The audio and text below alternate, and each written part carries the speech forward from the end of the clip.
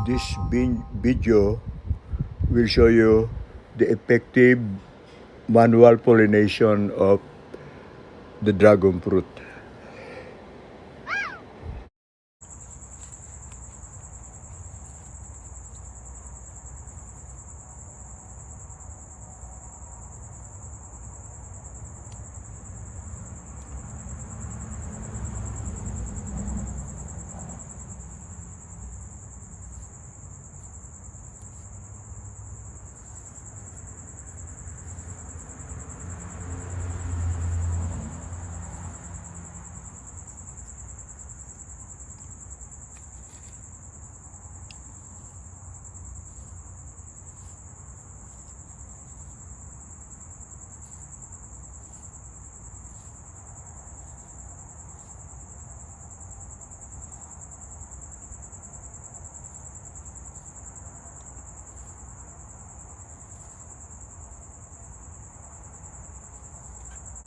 Ito yung pollen, no?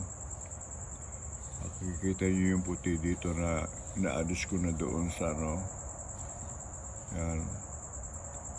Ito ngayon yung ipopollinate natin. Yan, yung mga puti na yan. Ito yung kanyang ano.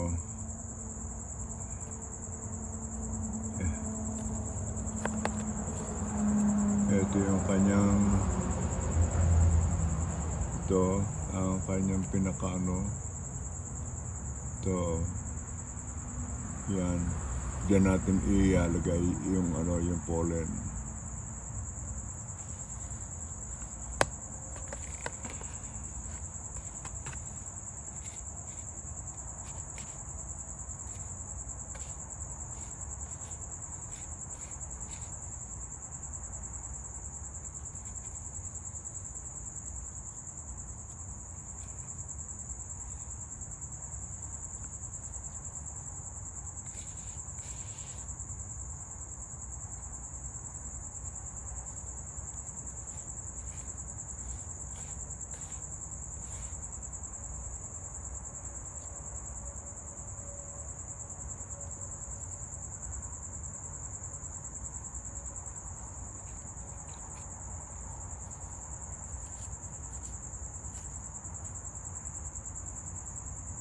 Ayan.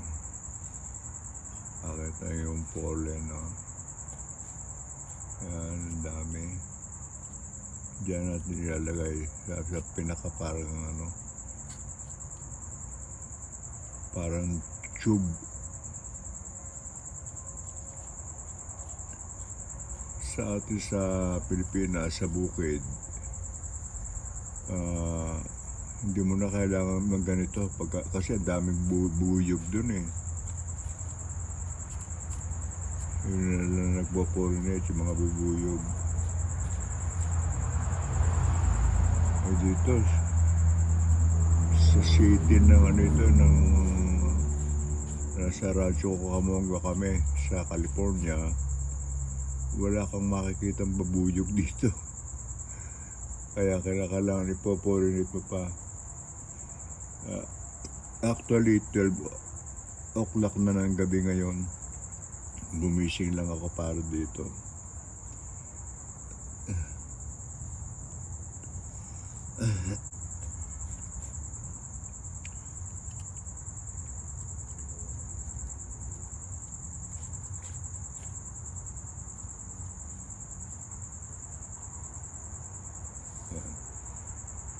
Lagay ko ayos na ito.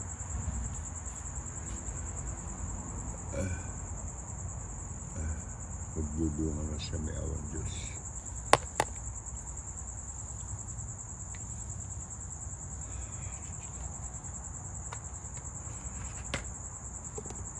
Dati ito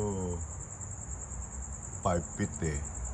Ngayon sa almost 3 feet na lang siya mahigit. Binaba ko dahil mahirap nga mag-pollinate pag 5 feet yung ginawa ninyo. Pagkatapos ang taas ang bulaklak, maghahagdan pa kayo. Kaya ito wala nang ano. Ayan, nakaano lang siya sa sa Ken.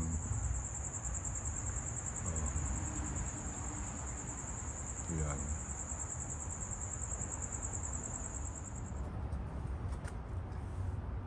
Ganito pa siya pagka maliit.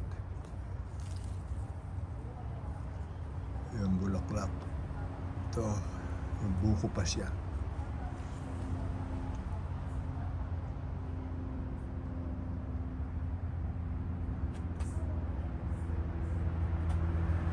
Ito.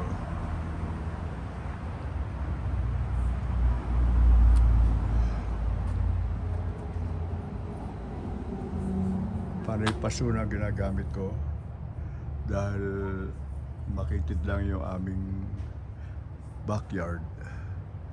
So panay paso pati yung mga kalamansi.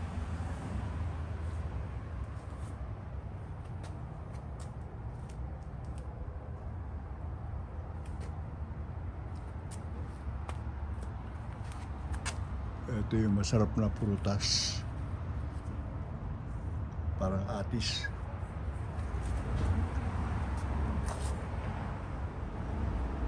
Panay nakapasuna.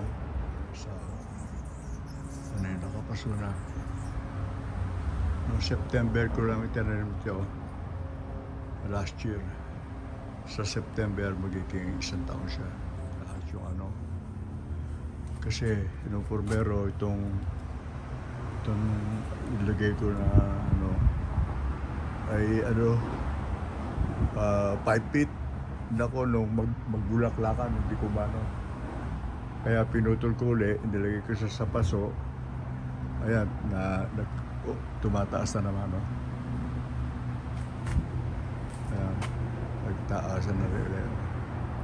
Pero pagka lumaki na yan, bababa siyang gano'n. Bali yan, 1, 2, 3, 4, 5, 6. Ito yung isa. Ito. 3 feet lang ang taas. Kaya kung magtatanim kayo, 3 feet lang itong pinakano. Yung labasan niya na kahoy. Para ano na siya, bebenta siyang ganon. Ayan, 3 feet na. Ayan pa.